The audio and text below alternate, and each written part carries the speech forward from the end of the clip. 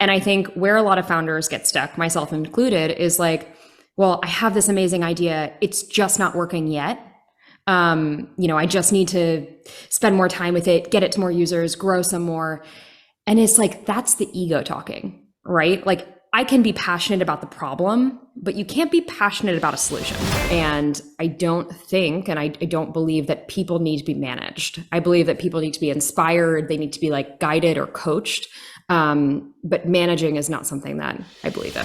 The nicest thing you can do for someone is let them know how they're impacting their team, I think, because if you let them go on, they'll eventually hit some resistance.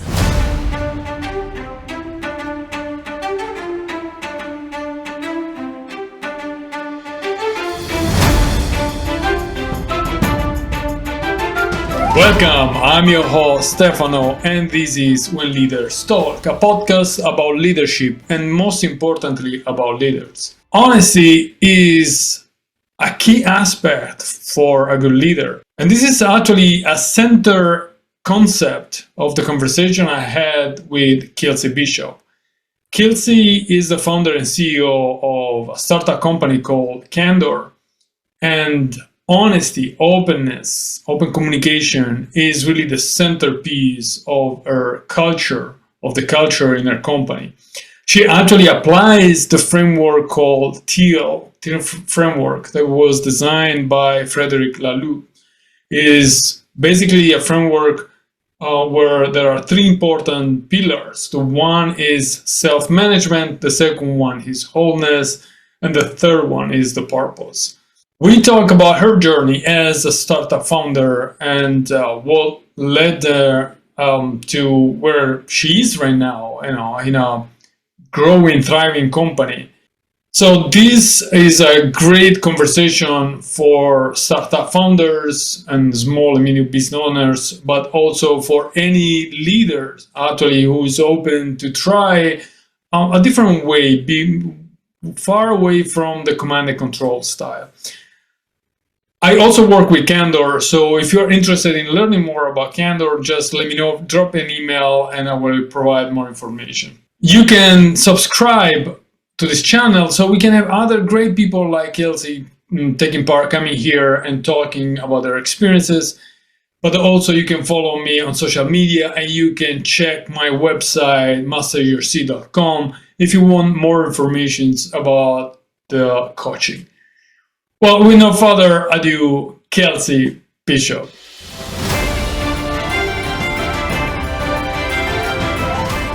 I think a good leader is someone who's honest about what they care about and what they're optimizing for. I think you can't control or can't kind of focus or judge someone's values or how they think about running a business, but you can judge them for being honest about who they are and what they're doing.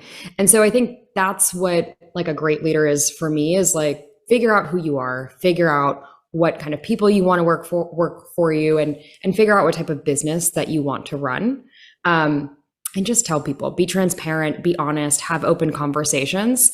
And when I think about leadership, I actually think great leaders are not great managers. They're actually they're leaders. They're there to inspire. They're there to corral and kind of have people follow their vision. But they're not necessarily managers. I think they're two very different things. Right, and when you talk about honesty, I guess you refer is both ways. It's an internal honesty, like you need to be honest with yourself, and know what you want. But it's also you need to be honest towards your team and show who you are and what you want, how you want to achieve things. And of course, I mean, that's why your company is called Candor, I guess. That's where the open communication concept kicks in, I guess. And it gets actually a very practical form, shape. Now it's what you do. And you say, well, great leaders are not great managers. What do you mean by that? I mean, most people, I would say, think that a great leader is also a great manager. How do you keep those things separated? Yeah, so I actually I believe in this framework. It's called the Teal framework. Frederic Laloux came up with it. And it basically proposes this idea of self-management within organizations. It's an amazing read. It's called Reinventing Organizations. If you have a chance to go read it, definitely read it. But the premise of it is that actually people are really good at organizing themselves and their own time if you let them and you give them the autonomy to do so. And I believe that great leaders do this naturally, where they inspire, they share the vision, and then they let people organize their own time. I think the issue that we get into with management is following up with how people are spending their time, or just like micromanaging and getting really into the weeds and kind of taking away some of that autonomy from people. And what that leads to is like, well, if I don't have autonomy in my role, why would I be engaged? Why would I be inspired? Why would I want to work harder? Because I don't feel the same level of responsibility and ownership over my day to day. And so this Teal framework is really interesting. It's actually something we implement at Candor. We don't have any managers. Everyone is considered self-managing. It's a very different way of working, but it's worked well for us, particularly as a remote team. We're across 7 different countries, many different time zones. And I don't think, and I don't believe that people need to be managed. I believe that people need to be inspired. They need to be like guided or coached. But managing is not something that I believe in. Oh, I like when you mention coaching. Yeah, I agree with that. I totally agree with that. Well, just to give probably some more information about the Teal framework, as you mentioned, was designed by Frederic Laloux, and what it did was defining 5 levels of actually 5 paradigms.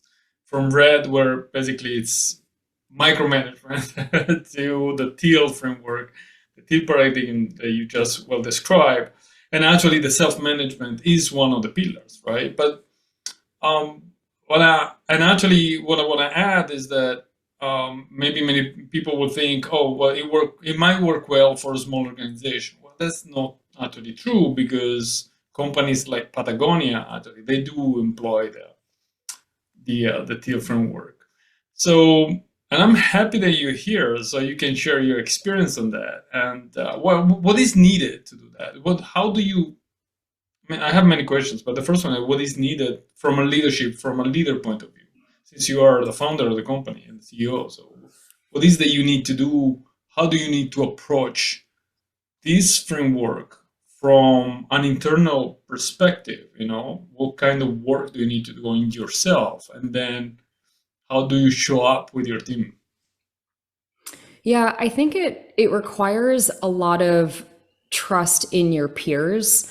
I think the like nice thing about command and control or management is there is like a defined power dynamic. And so for the person in power, that's very comfortable, right? There's no one threatening to, overthrow or kind of like challenge your perspective. With self-management and with Teal, you have to trust that the people around you are optimizing for the same thing. They're optimizing for the business. And I think that requires a lot of rewiring of the brain, especially after being in organizations where people are optimizing for their own careers, optimizing for themselves, trying to get ahead, and they're not optimizing for the business. And we've seen this with a couple of teammates who've onboarded to Candor. It takes a minute to adopt this new way of thinking, which is, hey, is trying to move the business forward. We don't do political stunts. There's no way to like move up or down. It is truly flat. And so if you're looking for that, it's not here.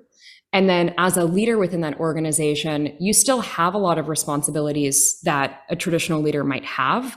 But I think without the kind of like political BS that gets drummed up when you have these hierarchies. Well, you mentioned trust. I mean, of course, trust has to be probably the corner piece of this whole framework, right? But it's not like something that you can buy.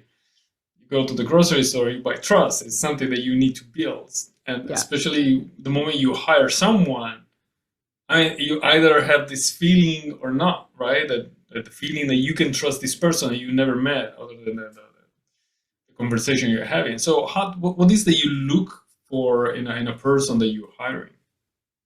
I don't even think that you can have that feeling right when you meet somebody. I don't think it's like, oh, I trust this person or I don't.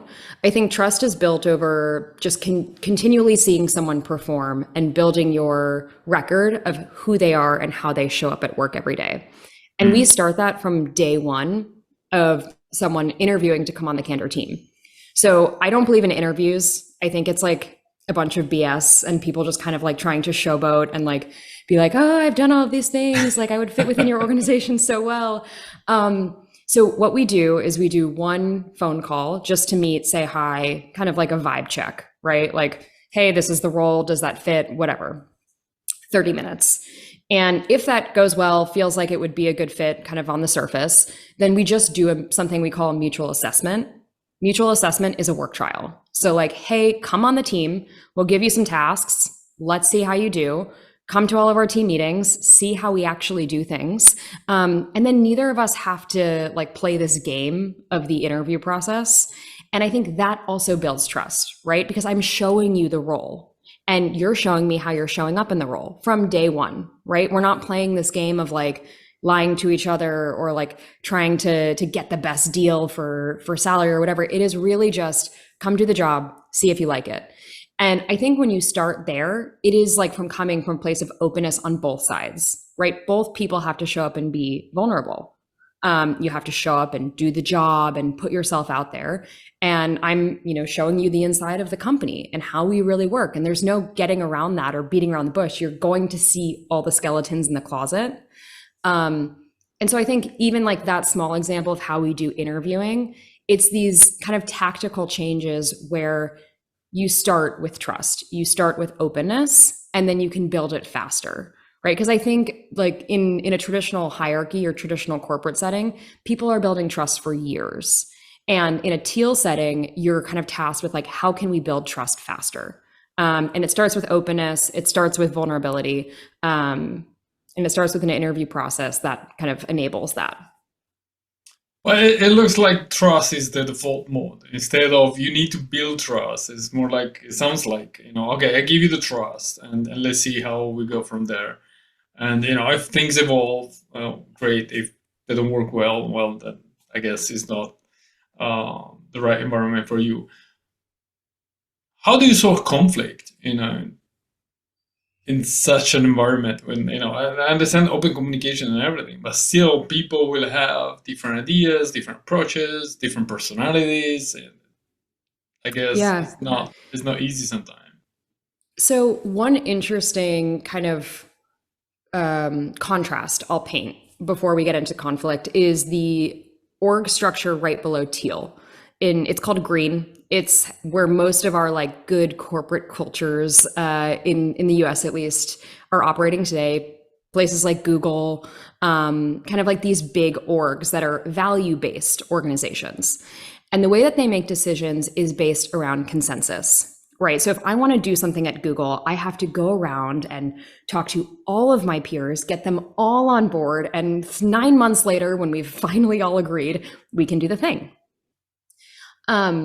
That's how green will deal with conflict, right? Make everyone agree. In Teal, which I love, we don't shy away from conflict, and we also don't shy away from ownership. So there are clear owners of different departments or different teams, different decisions within Teal. So for example, if I own marketing within Candor, I make the decisions on the budget. I make the decisions on the creative. I make the decisions on where we're advertising. And those are my decisions. They're not like some leader's decisions. They're not finance's decisions. I own marketing. And so I own the decisions related to how I do my job. And so this is interesting because by practice, I think this leads to less conflict because you're not trying to convince everyone of your viewpoint and you don't have to. You're like empowered to actually make the decision on your own.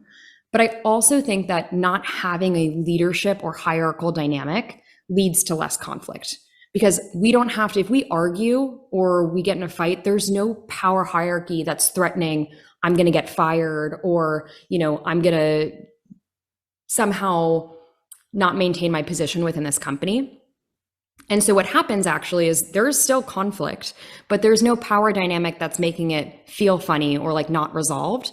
And so people can give each other peer-to-peer feedback. So every engineer can say to another engineer, hey, I don't like how you're doing this, but it's for the sake of the company, right? It kind of like clears out incentives in a really powerful way. That way feedback isn't like this annual review that impacts your compensation or impacts your standing within the company. It's just feedback to make you better. Well, at the end of the day, you still have the one person who makes a decision. I mean, as you mentioned, Exactly. you are, for example, if you are the head of marketing, you are the one deciding how much should be spent on this platform or another. So you still deciding, and despite maybe someone giving a different advice or a different opinion on how to do Yeah. that. So Right. there is still some hierarchy, if you want, on the decision making process. But what I see, what I understand, is that everything else is shared. Did I get it right, or? Yeah, I think there's not hierarchy within the decision making process. I think there's very clear ownership, right? So like I don't make a decision over someone else, but I own the thing that I own and I can make decisions in my lane. And maybe that's the difference. And then like kind of shared goals, shared vision, like we are all responsible for getting us to where we're going. It's not my job as the founder to kind of point the ship and hope everyone gets on. It is like everyone's aware of the vision. We are all actively crafting it. And we're all actively like making decisions every day to move towards that target. It's fascinating. I wonder what led you to embrace this kind of framework for your company. Um, I started managing people and realized I hated it. And I was explaining to my coach actually like why I hated managing. And he was like, you don't hate like coaching, you don't hate leading, you don't hate any of these like high level kind of leadership things. You don't like telling people what to do. And I'm a solo founder. I didn't like feeling fully and solely responsible for this business. When I had a group of employees who were all active and engaged, why am I the only one feeling responsible for this thing and for our outcomes? I want to share the responsibility with others. I want to share accountability. I want people to step up and make their own decisions. And so he referred me to Teal, and I was like, oh, this is all of the leadership stuff without any of the icky management stuff, and that really appealed to me. Nice. Well, you still need to have, I guess, some predisposition for this kind of framework. And I guess some of us are probably more keen on the controlling side than anything else. So for them envision these things.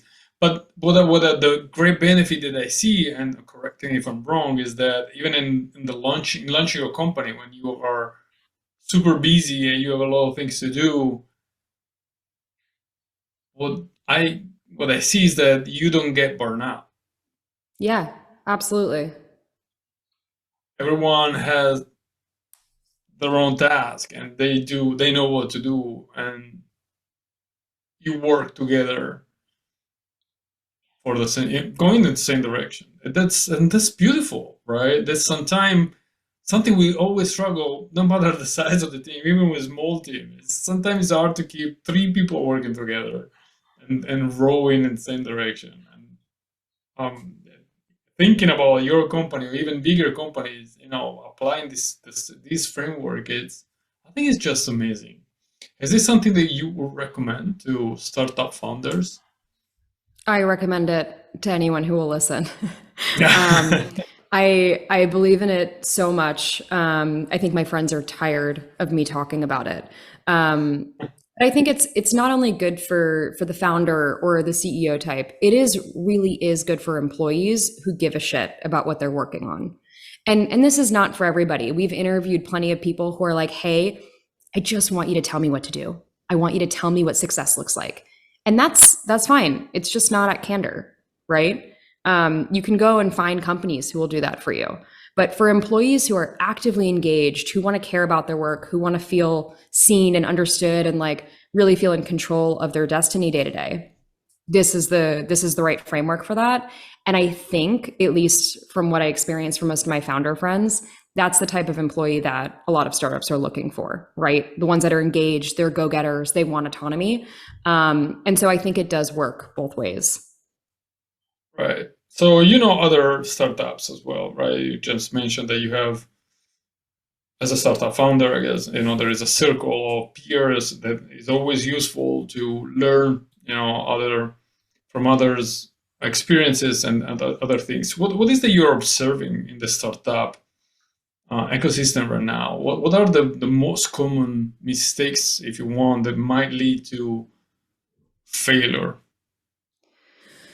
I think statistically, the highest point of failure is co-founder conflict. I do not have a co-founder, So you solved the problem. I have avoided this, but I do hear about a lot of co-founder conflict, and I think that's tough. And I do think that's because a lot of folks have this hierarchy in the back of their mind where they're like, someone's the CEO and someone's not. And they have this power dynamic struggle, and like a lot of interpersonal stuff comes up. So I think that's obviously the biggest one, but finding product market fit is no easy journey either. So I think, at least at our stage and the stage of just seed stage companies in general, it's like, how can you find your customer? How do you build product fast enough to get it to them?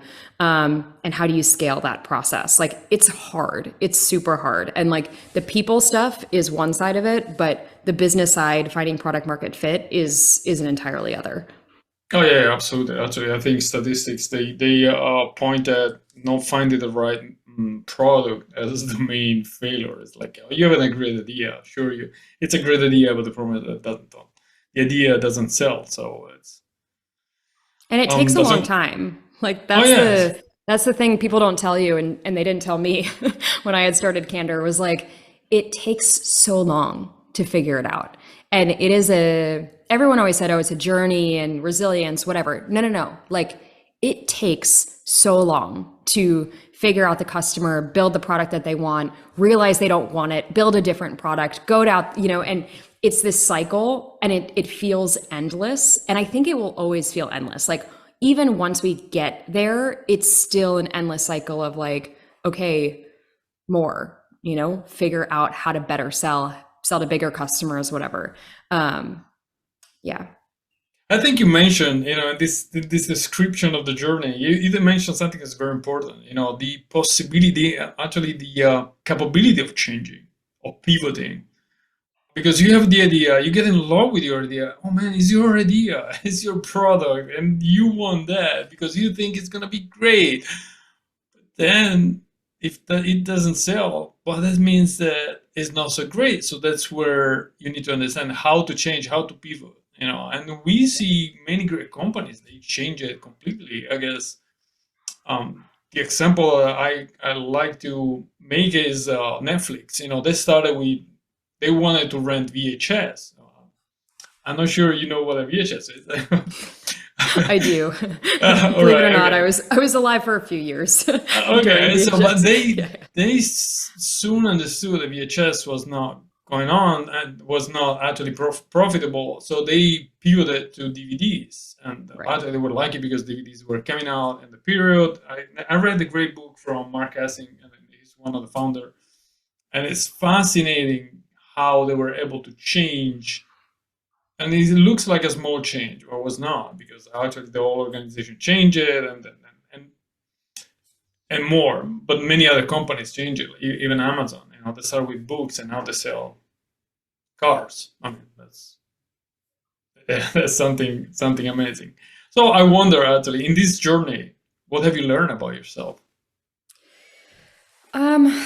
I think there's a fine line in this realm between passion and ego. I think as a founder, you can be passionate, and you should be passionate about the problem you're trying to solve. That is like 100% what drives a lot of people. It's what drives me. Like, I love the problem we're trying to solve. And that problem for me was personal. I was super unhappy at work because of a team that wasn't a great culture fit. And that sucked. And I remember that feeling every day of my life. But what gets founders and what has gotten me is the ego of knowing or thinking you know the answer to the problem. And I think that's what takes a lot of like learning by fire is like, how do you not let your ego get in the way of iterating on the solution?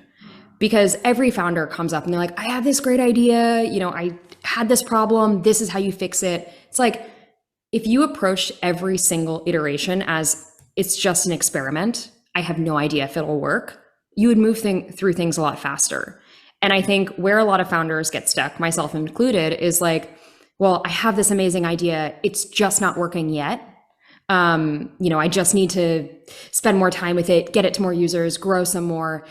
And it's like, that's the ego talking, right? Like, I can be passionate about the problem, but you can't be passionate about a solution. You need to be low ego about the solution and just find the thing that solves the problem, right? Like, be passionate about solving the problem. Don't be passionate about being right. What you're saying is it goes well with a conversation I had a few days ago, actually in one of the interviews for the podcast. It was Jay Abbasi, and he mentioned actually a quote from Gandhi that is a burning passion coupled with absolute detachment is the key for success. Totally. And exactly what you said, right? So passion, but with detachment, because you don't want to get in love with an idea that is not bringing you anywhere. And it's hard to see that you're wrong if you don't have this detachment. You need to step aside, look at the mirror, and understand what you're looking. And if you don't like, if it's not the right thing, well, you need to change. So how did you change? What was I'm curious actually about the story of your company. So what was the original idea? How did it change? Yeah, it's changed a lot. I think most people don't even realize that I had started a completely different company and idea before Candor. Same problem space. So like, I was unhappy at work. I joined a company with the wrong culture. Okay. And how do we solve that? Well, my first idea was there was a website that I made in no code tools. It was awful, but it was called Backchanneled. And on Backchanneled, it was basically a review site of startup CEOs. And the idea was like, well, who influences the culture of the company the most? The CEO. Let's make a Glassdoor for people and for leaders. After a few cease and desist emails, I was like, I don't think I'm going to build this. And the core learning was like, well, what do I really want here? Well, I want people to be authentic online. I want them to be real and honest about who they are as leaders, what we talked about in the beginning of this episode. And there's no way that they're going to do that if they don't feel like they own the profile. If they feel like this profile is being generated by reviews of people and of other people, and they don't control that. And so, okay, that makes sense. Let's make a profile where people feel like they can be authentically themselves, share who they are as leaders so that people can really get to know them, know what they stand for, know the culture of the company that they work at. And that was the first iteration of the Candor profile. And the marketing behind that was like, let's create a more authentic LinkedIn, right? Let's not do Glassdoor for people. Let's do authentic LinkedIn. And so that's what we initially launched, kind of the first version of Candor as, was like, this is the next generation professional network. Come make a profile. And you'll use it for job search, hiring, just like you would on LinkedIn. And people liked the profile. Like, that was the learning there. But they did not use it for hiring. They used it for sending it to their current teammates so that their current teammates could get to know each other.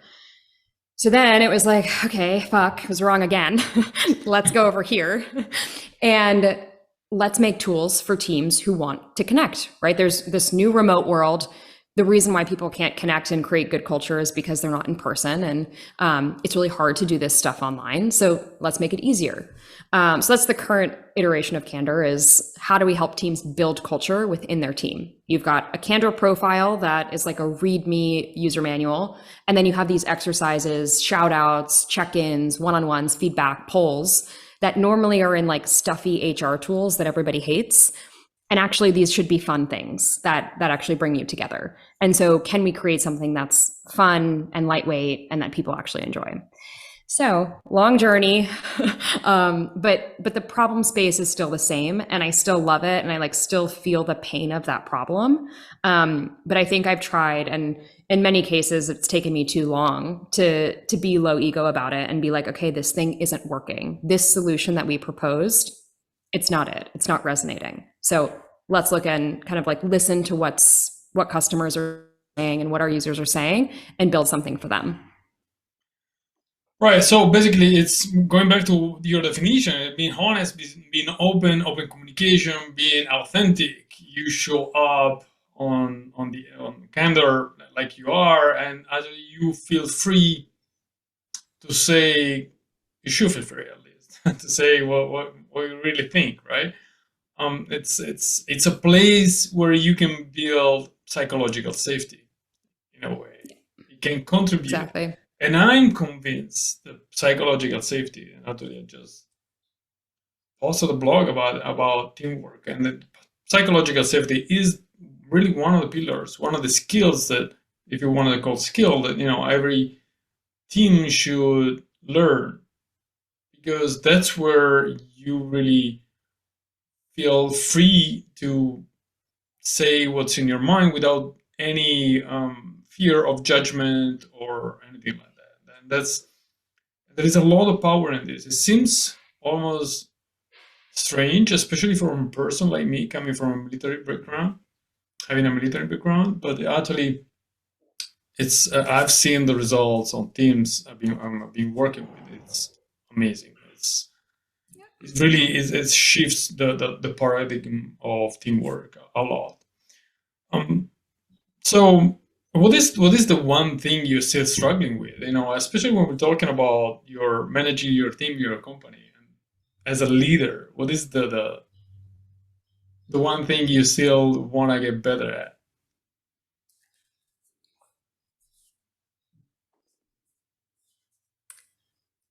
I think so. We're a team of 10, and basically until maybe 6 months ago, I think I was maybe the only person who was stepping up in a leadership capacity. And recently, we've had a number of teammates step up and just be natural leaders on the team, right? They're coaching their teammates, they're giving advice to folks, and they're also shaping the strategy of Candor in a really meaningful way. And so I think this next chapter of Candor is going to require me to sort of figure out, how do multiple leaders play together, right? Like when we're not a group of managers who are organizing each other's work, how do we simultaneously lead without there being a power dynamic among the leaders? So I think that's going to be a really interesting question for us to answer over the next few months or so, because I do think we have a lot of teammates on the team who are natural leaders, and giving them space to kind of operate in that realm will be really cool. Right. I mean, as we mentioned earlier, that people come with their own personality. I guess sometimes it's hard to adapt to such an open model, and you might have someone that is more has a more authoritative approach and might tend to take the lead even when it's not the best moment, I would say. How do you manage that? I think it all comes down to open feedback. And when you all have the same incentive, let's make the business work, it's very easy to make it non-personal, right? So it's like, hey, I see you're trying to do this. I know you've got good intentions. It's not helping the business move forward. And I've said this countless times, actually, because it's like the nicest thing you can do for someone is let them know how they're impacting their team, I think. Because if you let them go on, they'll eventually hit some resistance, or people perceive them as less valuable on the team, or their work just won't have the impact that they're intending. And so I think in these scenarios where you have a personality or you have a person who's just kind of in the wrong direction, you could just say, hey, I know you're trying. It's not having the desired impact. And that's all you can do, right? And I can relay that. They can choose how to respond to it. But yeah, we're all optimizing for performance here. So you kind of take it out of like, your personality is annoying, you're doing this in the wrong way, and just say, hey, this is our objective. Are we hitting it? No? Okay, let's try something else. So while we were talking, actually, I was going back to what you said about the conversation you have when you're hiring in a person. That is not it's not an interview. What is a no-go for you? What is something that will set you off and not hire a person? I wish there was one thing, but there are many things. Okay, what is the one main? I can give you some examples. So generally when we're doing a mutual assessment, it's a 2-week sprint. It can be longer, it can be shorter, but in many cases it's 2 weeks. And so after the first week, on Friday afternoon, I hop on a feedback call with the person. And it is meant to be a feedback call, a bi-directional, hey, how do you like it here? What could be better? Right? You've experienced our team for the first week. What have you noticed? And hey, this is how I see you performing in the role. This is what I was expecting. This is kind of how it's adding up. And I always try to give a piece of critical feedback in that meeting. Or just like a, hey, even if it's not critical, right? If there wasn't something that was underperformance, it's like, hey, I haven't seen this yet. It's something I really want to get signal on to see if you're a fit on the team. I need to see more of that next week. A person's receptiveness to that meeting is so important. If they are like open up, they ask more questions about the feedback, they really want to know, dive in, and then they implement it on Monday, right? Not on next Friday, not next Monday. They're like, hey, I want to be better. Let's get after it. Amazing. That's what I'm looking for. Because at a startup, when you get feedback, it is a today thing. It is not a next week thing. It's not a tomorrow thing. It is a today thing. And so having people who are open to growth and then ready to implement new tactics and kind of like have a speed or urgency around their growth, that is like one of the biggest indicators for me. Well, I guess that's very important, and the beautiful part is that personality, you can hire someone who has a very good personality also because competence can be learned, but the personality is what really matters. So when you have people that are open for growth, for feedback, and they are open to listen, it's so difficult sometimes, right? Because you might hear people that you barely know talking about you in a way that you don't like. Yeah. And once again, using the metaphor of the mirror, you look in the mirror, you see something you don't like, you can just say, well, find the justification or something. Oh, but make because, excuses. oh, but excuses, and I can see that. But I guess so you also receive feedback, right? From oh yeah. What is the hardest thing you heard about yourself? If you want to share, of course. I don't want to force you. Hardest piece of feedback I've ever gotten, or like during these interview trials specifically? The hardest piece of feedback you ever got. Something was hard to digest. There's like so many. I love getting feedback, but I am sensitive, and I'm the first person to be like, hey, I want the feedback, but like, remember, I'm a human, right? I might be a leader on the team, or I might be a founder or whatever, but I'm also a human. And so I have definitely gotten feedback that was difficult to hear. I think one thing in particular, and maybe this is not actually at Candor, it was at one of my first jobs. I got some feedback that I was like basically offending people in meetings, and I was like steamrolling. and that I wouldn't be well received if I was like very outspoken, as direct as I was being. And I was being quite harsh, I think, as well. And I remember being like, well, you know, I'm a young woman. How am I going to stand out? Aren't I supposed to like act like a guy?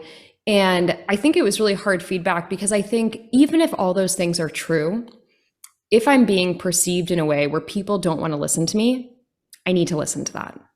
And even if it's like, oh, it's my personality, I'm just direct, I'm harsh, I can be difficult, it doesn't matter, right? Because people don't want to work with someone who is perceived as difficult to work with. So yeah, it's been a big learning of like, your personality can be a thing, and you might need to temper it to be effective at work.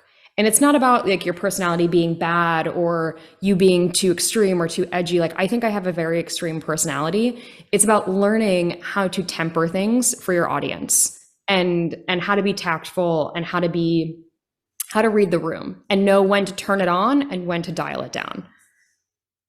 It takes emotional intelligence to do that. It's both knowing yourself, knowing what those emotions, those feelings are coming from, knowing why you react in a way you react, and trying to manage this. As you say, trying to adapt into the room where you are, to the people you're talking to.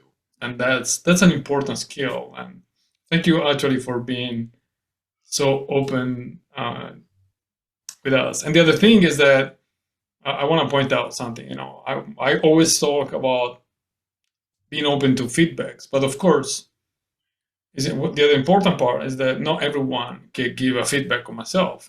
I will listen. I will surely listen to people that I trust, and they have a competence on what they're talking about.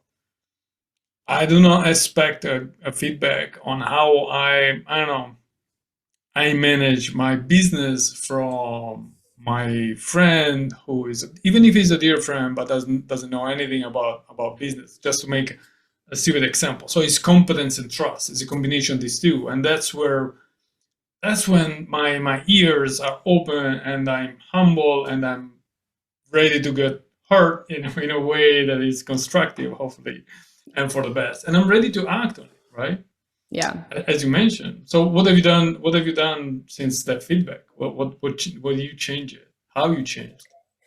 Yeah, I think aggression is part of who I am, and I think it can be really effective in many scenarios. But what I've tried to do is realize like when the intensity or speed is really needed and when it's not. Like, when is something a fire drill? Most oftentimes it's not, right? You can articulate the urgency of something or the impact of something without the aggression or intensity. So I have tried to shift that approach, which is like I think when I say something, I might say it really strongly. And I think now I try to like temper myself and just say like, hey, do I feel strongly about this? Does this need to be communicated in this way? Because I know that based on my team's personalities, if I say something with urgency and, aggression and strength, like, it's going to have an impact on them. And that might be that they drop really high priority things that they should be working on just to attend to like me being, me. So I try to just like sense before I act, like, what is the actual urgency of this thing? Does this need to be addressed right now? And like, how is my tone and in impacting all of those things? All right, thank you, Gavin, for your openness, and it's something I really appreciate. And going to the last question, so given also your experience as a startup founder, but also before that, what is the suggestion you will give to a new leader, a young leader coming to you and ask you for some good recommendation to being successful? I don't know if I know the key to being successful yet. I'm still working on that.